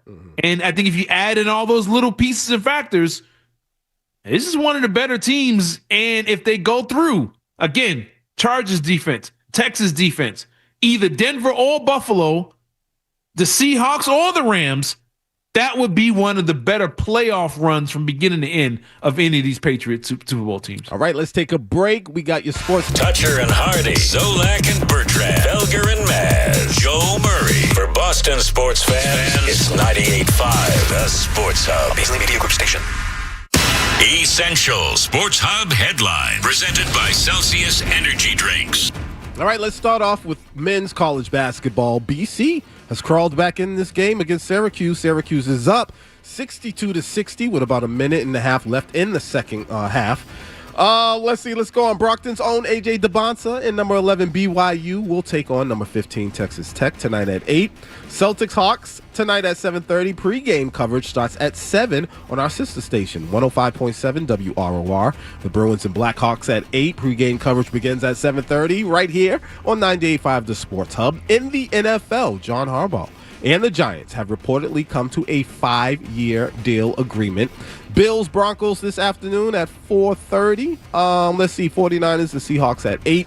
Tomorrow night, pay attention, I said tomorrow night at 8, Rams and Bears. But before that, of course, Patriots Texans at 3. Pre-game coverage will begin at noon right here on 98.5 The Sports Hub. Also, if you're looking for a place to watch the game, join Matt McCarthy and myself, Leroy, at the Southside Tavern, 941 Washington Street in Braintree, Mass, for a playoff watch party. It starts at 3. Enjoy the game in the Corona Lime Zone. We'll have giveaways, your chance to win tickets to future games, and more. Must be 21 plus. I will see you there. Your Sports Hub headlines are brought to you by and are driven by the Fun to Drive Honda HR-V. Head to your local New England Honda dealers to learn more and see our lineup of Honda vehicles. I'm Leroy Irvin. Your next update, well, I was about to say it's going to come in an hour, but Leroy and Cerrone will be right back. Mays under center, Moffs it up. Drake May throws down.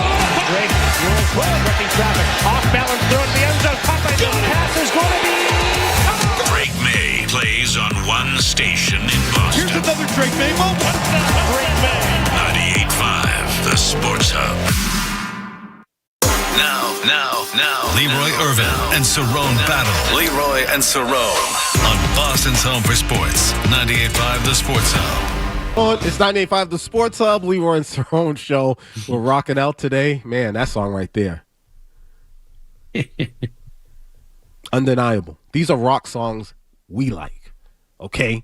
I haven't heard anything about Alien Ant Farm yet on why I didn't know why. I didn't know that was a hated. I didn't was know it Michael Jackson fans or people who knows? Who knows? It's kind of like I heard this like people don't like Limp Bizkit. Is that a thing too? I don't know. I made a video the other day and put Limp Bizkit on it, and mainly because it was the Mission Impossible theme that was behind it with the Patriots. But I don't know. I don't know. It's weird, real weird.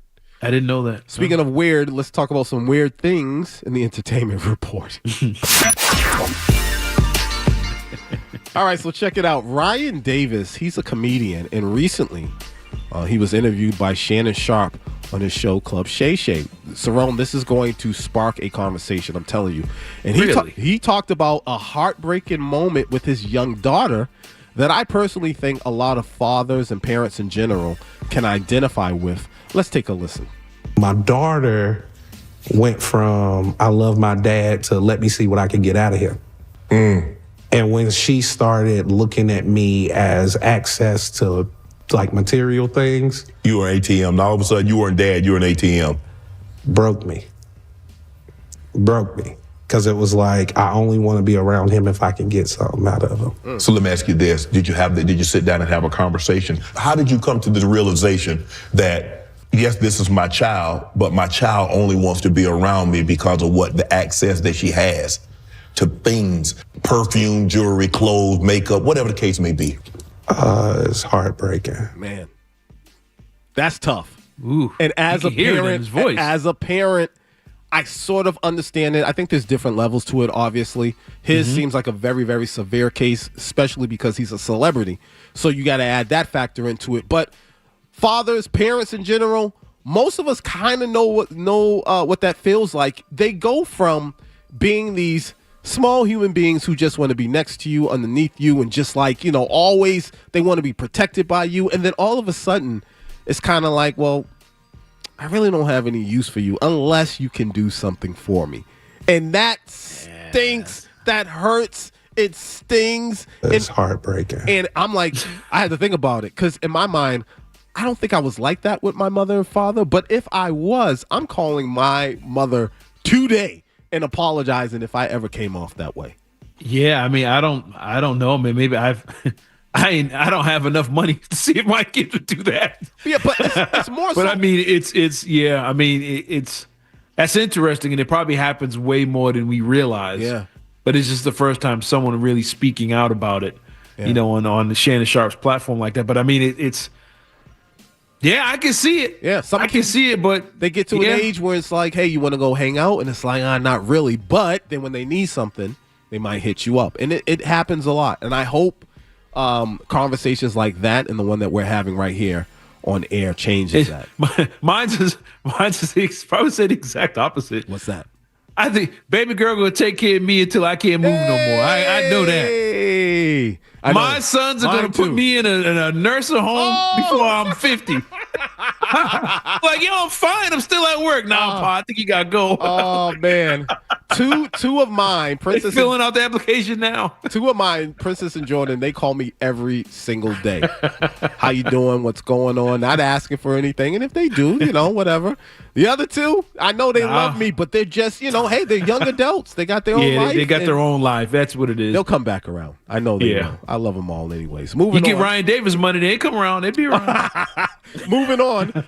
Boston, Greater Boston, Massachusetts, and New England overall has and continues to produce some of the most creative minds. And the tradition continues with a young man who goes by the name of C's. He's from Bedrock Customs. And there's a video of him linking up with rapper Jim Jones last week and presenting him with custom boots. The boots, I'm telling you, they're fire. And my description of them and the video, it's just not going to do it any justice. So check it out for yourself on Instagram. Look up Cveal. It's at the letter C and then Veal, Veal. Show him some love. And to all the creatives out there, keep on creating. As a matter of fact, here's a piece of the post. What's up, Jim? I'm C's from Bedrock Customs. I'm good, man. I've been customizing shoes since Diplomatic Immunity came out. I'm a fan of yours. I've been doing this forever. I see you all the time giving out gifts. This is my gift to you. All right? This is my gift to you. Humbly, respect you. These are yours. Boston. Boston, yes, sir. That's right, Boston. Again, if you want to follow him, check out his fashion and everything, his designs. It's at Cveal. It's the letter C and Veal, Veal. Check it out. And to all the creators out there, just keep on creating. Boston, That's yes, right. sir. That's right. And finally, A video of the 2024 NFL Rookie Premiere event has been making its rounds on social media, and around here, the focus has been on rookie Drake May asking Jay-Z a question, and also some of the gems that the GOAT Tom Brady was dropping too.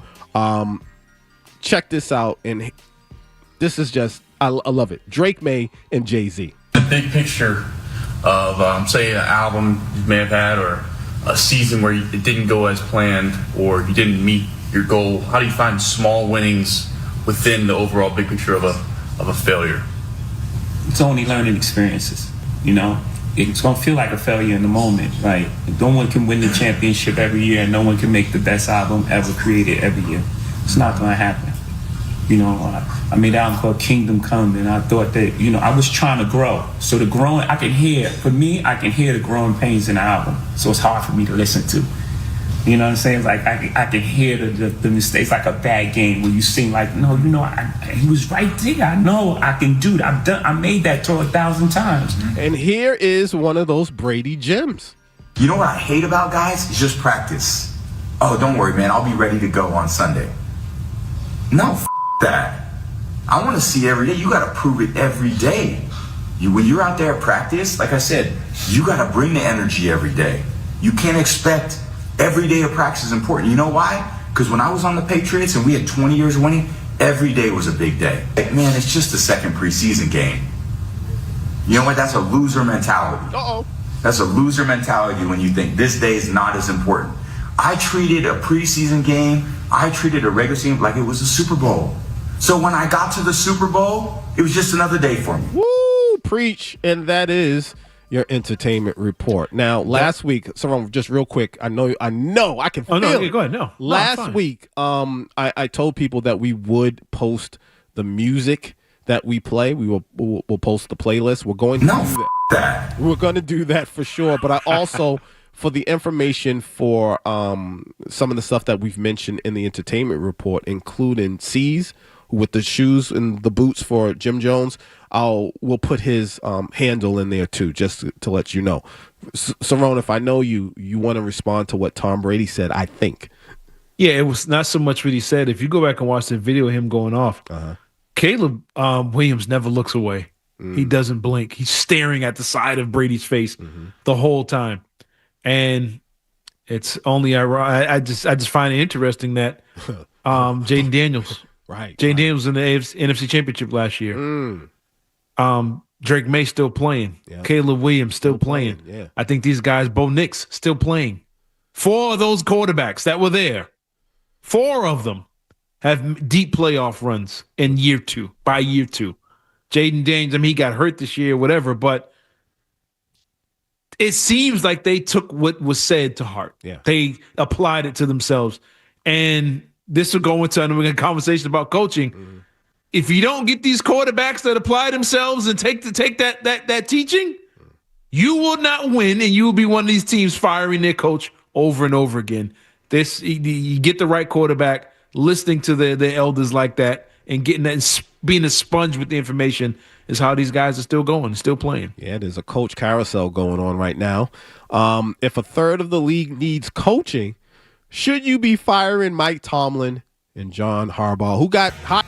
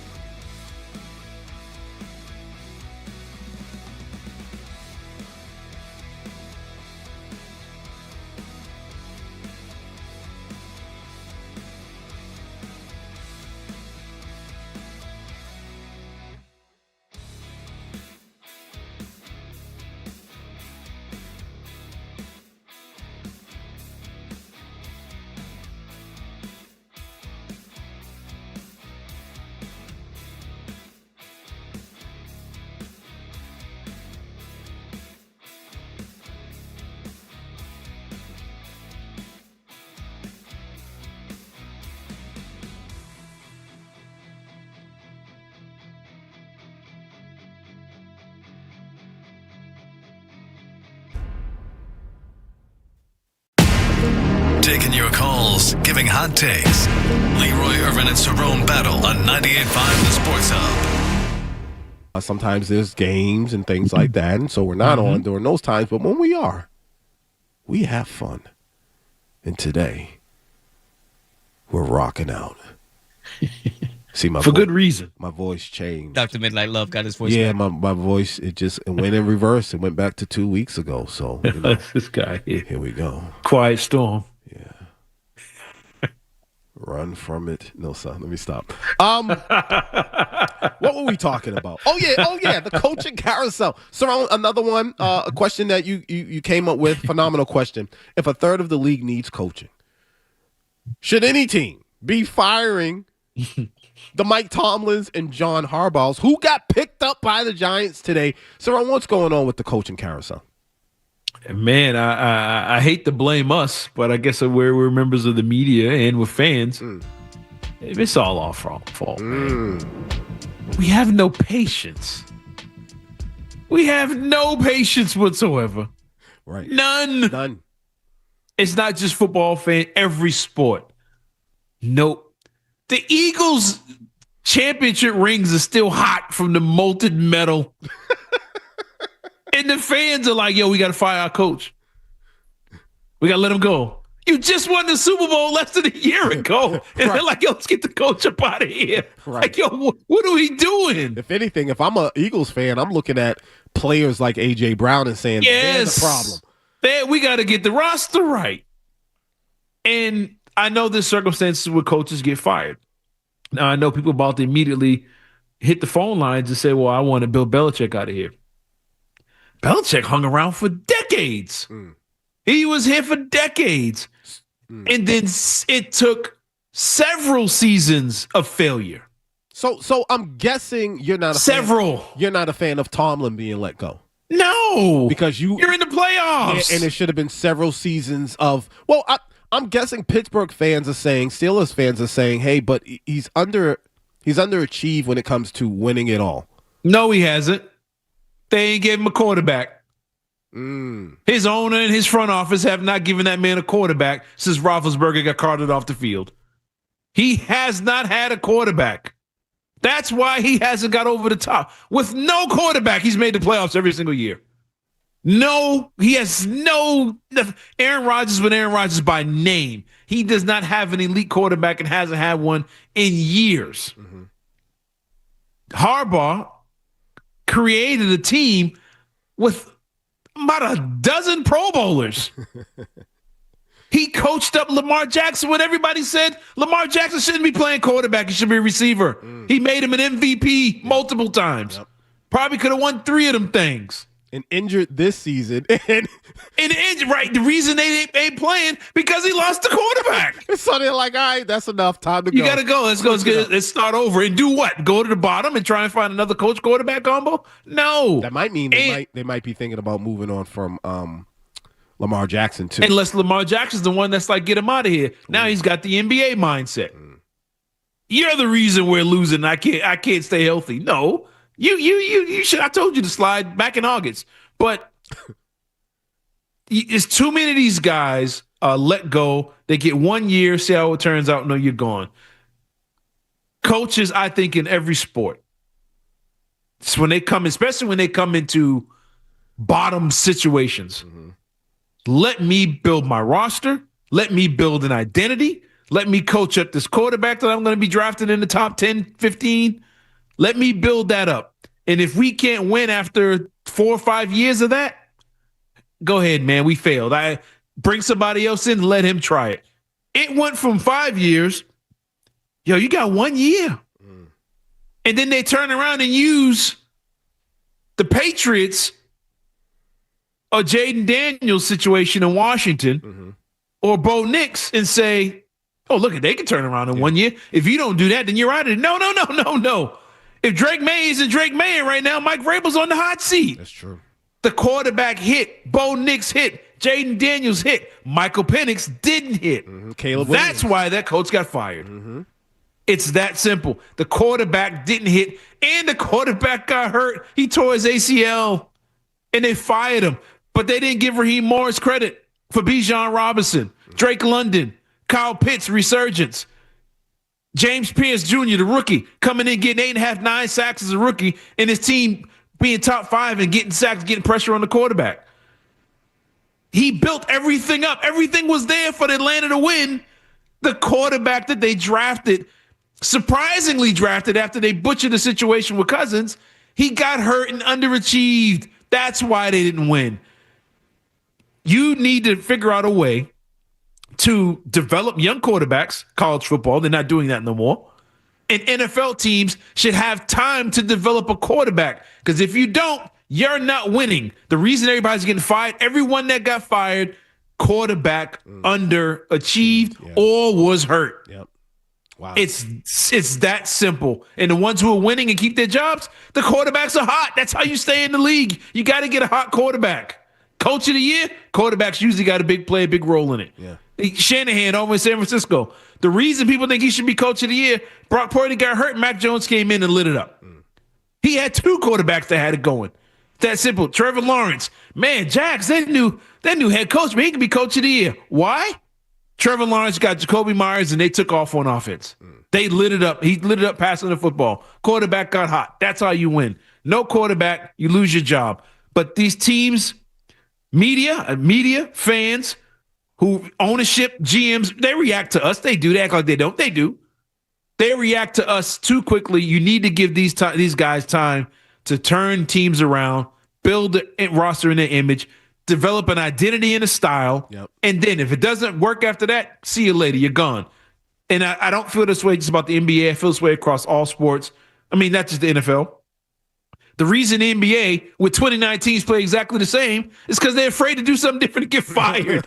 They don't have time to develop a style or an identity. So they're just doing the same things because it's the hot thing to do and it's the way you stick around in the NBA. But we need to have more patience with these coaches, and I think we'll get a better game, a better product, and then we won't be sitting here saying, well, the Patriots had an easy schedule. That's why they won. The schedule's easy because the coaches suck because their quarterbacks suck. That's why the schedules are easy for half the league. 617-779-0985. Cerrone, you're absolutely right. I can't even argue with any of that. Harbaugh. We firing Harbaugh. Who you going to get better than Harbaugh? That's true. Somebody else that was just fired? That's true. We are a show of the people, so people tend to call in and want to talk about multiple things that we've talked about throughout the show.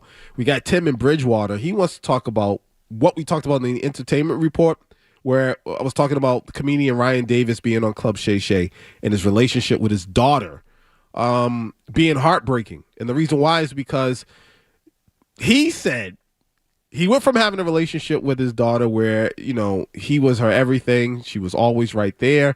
And then the older she got, he became more of somebody who can just get her things. And if he couldn't, she really didn't want to be around him that much. We got Tim in Bridgewater who wants to talk about that. Tim. Hey, guys. Love the show, obviously. Appreciate it. You guys are spot on with that. I'm going to do my best Tommy and Lynn right now. Okay. This is what I got to say. Between the time I was 13 years old and the time I was 25 years old, my father got a lot dang smarter in my mind because I knew nothing at 13, but I thought I knew everything. By the time I was 25, I was like, my old man knows a lot. Have a good day. Appreciate it. That's the thing. If you're going through that where you feel like your child isn't interested in being around you, there's a good chance, God willing, that they'll come back around. They'll get it. They'll get it for sure. I say this all the time. I just told my daughter this morning. She's older than I was when I lost my father. And I knew I needed him, but the impact of needing him didn't hit me until like 2, 3, 4, 5 years. It was like, oh, I really, really need him. And so I try to remind my kids like, hey, I'm here. I got you. I wouldn't do anything to hurt you. So I hate saying use it, but yeah, use me as a resource. Let's talk about things. If you need help, if you need to talk, I'm not going to baby you. I'm not going to hold your hand and walk you through life, but we can definitely talk about things and I got your back. But so many people go through that, man, where they just feel like they lost their child's, interest. Yeah. And you get a lot of young people. You said your daughter is your age, younger. She's older than you were when you went with your pops. Yep. And you find yourself instead of using your parents as a resource because they've been through everything you think you've gone through it alone or whatever, you end up, and I love this line. Shout out to Bishop Thompson. Okay. You end up going out there getting swimming lessons from drowning people. That's tough. I'll say it again. You end up getting swimming lessons from drowning people. Okay, Bishop. Because you refuse to go talk to your parents who've been there and who want nothing but the best for you. Right. They're not going to give you a slanted answer because they can get something out of you or whatever. No, they're going to give you the best possible answer because they want to see you succeed and become Bill Gates and Bezos. Yeah. So they're going to give you the best possible answer. Whereas someone else, they're going to give it to you from their perspective. It's like, it didn't even work for you. What are you telling me to do that for? And then you go listen to it because that's where you're getting all your advice from. Yeah. And like you said, now you're 35, 40 years old saying, I wish somebody would have told me blank. And there your parents were right there that said, boy, I would have told you to put down 10% back in 76. Like you would have got the information if you'd have just went out and got it from the right source. And it's our parents, but you don't, like you said, you don't realize it till later on. Yeah, well, we're going to take a break.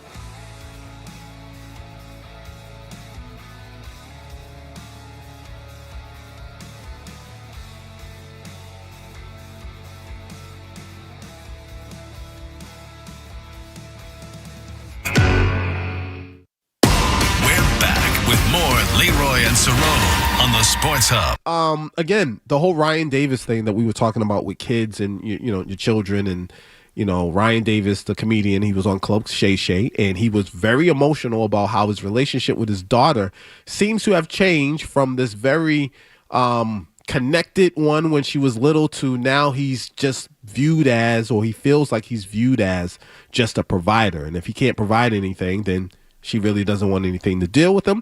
And a lot of fathers have been calling up and parents have been calling up. I know this is a sports show, but we are first and foremost a show of the people. Let's go to John and Lynn who wants to talk about it. John.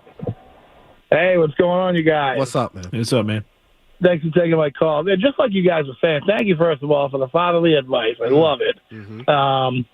My son is 8, and until he was about like 6.5, 7 years old, I'm a son. He'd be glued to my leg. Yeah. You know what I mean? Yeah. Daddy's this, daddy's that, whatever. But now, I'm more of a weekend dad now. You know what I mean? Yeah. So I see him during. I'm there for the practices and the games and stuff like that during the week. But I know he's only sleeping over on the weekends. Yeah. And if we're not going somewhere or doing something, he's like, ugh. Grabs the tablet, sits in the chair. Yeah. Doesn't want to hang out with me at all. You know. Yeah. But when you guys said it, all comes around. It does. You know. It does. Yeah. He'll be back. He's going to be my number one fan. Eventually again. Wow. John, keep your head up, man. Yeah. They do. They eventually do come back around, and just keep on doing the right thing. Keep on doing what you can for your child, and I'm telling you, they'll come back around. And you can't confuse with like my kids now. I don't have any little ones now. I have 4, and now I have 2 college-age children, high school and middle school, and my daughter's the youngest in middle school. They're at that age when they hit teenagers. You don't want to be around your parents. Yeah. You especially, and we would like that. We didn't even have social media and high-tech video games and online stuff. We didn't have that. We had the Super Nintendo, and that was really it.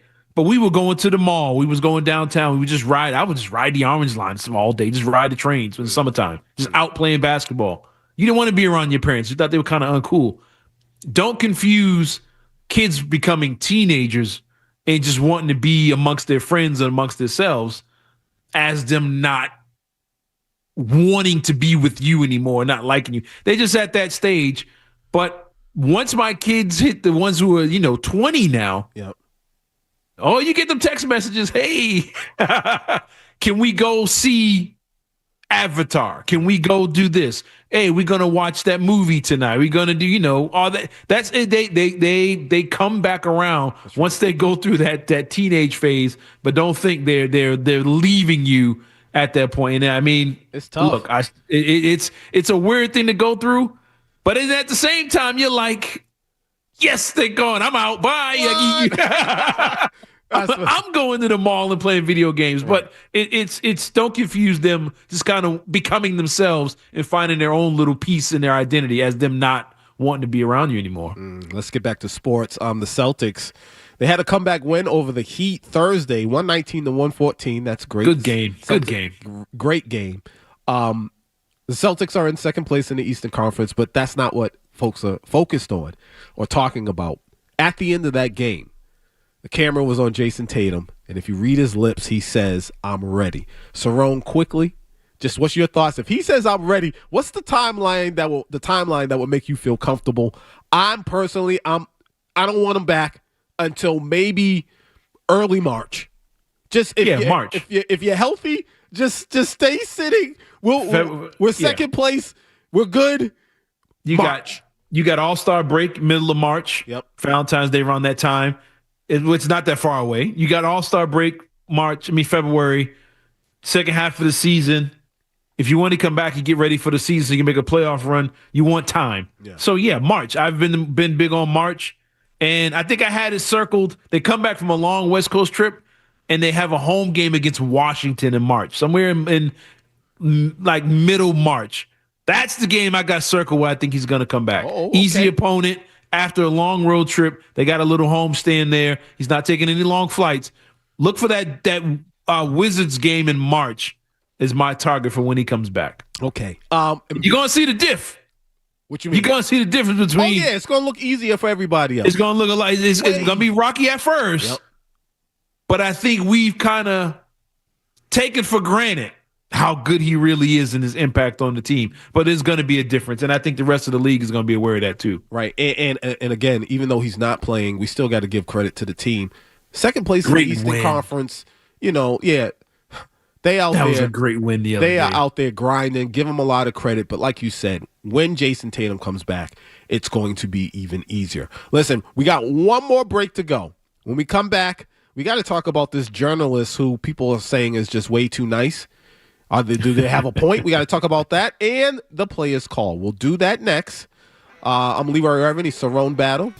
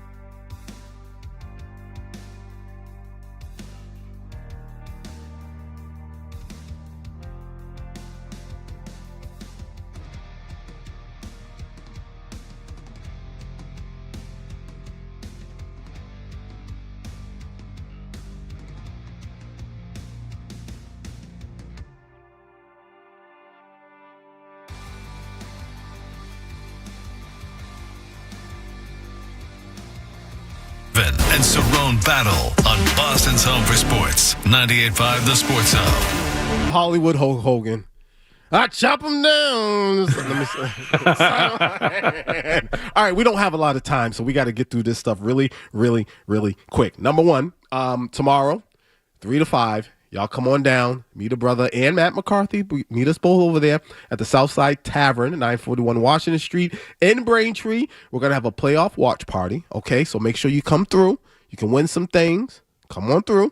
And if we can, just really, really quick, I don't understand, but this Jacksonville reporter, her name is Lynn Jones, this is what she said to Jags head coach. It's just, anyways, just play it. I'm baffled. I want to tell you, congratulations on your success, young man. Thank you. You. Hold your head up, all right? You guys have had a most magnificent season. Thank you. And you did a great job out there today. Appreciate so you just hold your head up, okay? Thank and you, ladies ma'am. and gentlemen, Duval, you the one, all Thank right? you, ma'am. keep it going. We got another season, okay? I appreciate Take it. care and much continued success to you and the entire team. Thank you, ma'am. And apparently a lot of people had issues with that. Not a lot. I would say a lot of journalists had issue with her being nice and having something nice to say. It took, 19 seconds? Something like that. Yeah. And then here's her response.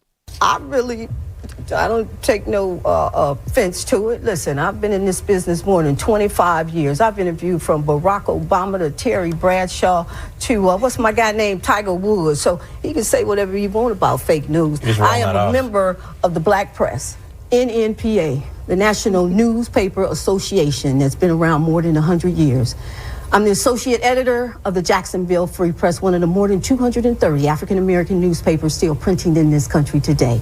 In Jacksonville, you have the Florida Star since 1955. We've been around since 1986. In Philadelphia, the Philly Tribune has been printing since 1884. In my hometown of Detroit, the Michigan Chronicle has been printing since 1935. So support the Black Press. So you can call me fake all you want to, honey. I've been doing this a long time. Let me tell you something. People know me. Now, see, real quick, Cerrone, I don't understand what the issue is. I get it. Legacy media, you want everything to be all angry and nasty and combative and aggressive, and there is a time and place for that. And the majority of it, 90%, 98.5% of the time, that's what it is. But come on. Y'all really upset over a few seconds, and we don't even know what question she asked before or after. After that, she's probably like, so what happened? I mean, like, what are we doing? And here's the funny part. I was in studio the day. Remember when all the Diggs and Barmore stuff was going on? Yeah. And Vrabel had a press conference. Towards the end, someone asked him a question about a local football team, high school football team. Mm-hmm. No one had a problem with that. And no one asked him about Diggs. No one asked him about Barmore. No one asked him about his response when he said, I can't even remember exactly, but it got people going. Doesn't affect him or something like that. Yes. The point is, then they started asking him about, how about this high school football team? I heard no one chew anybody out for asking a question like that. So why are we chewing out this lady? Why are we getting all upset that she just was polite and nice for a few seconds? Why? Yeah. And basically said what everybody in the room was thinking. Man, you guys had a great season. What a turnaround. You the one. The fans love you. Duval think you the one. Yeah. That's all she really said. I think, and we talked about this, Cerrone, you hit the nail on the head.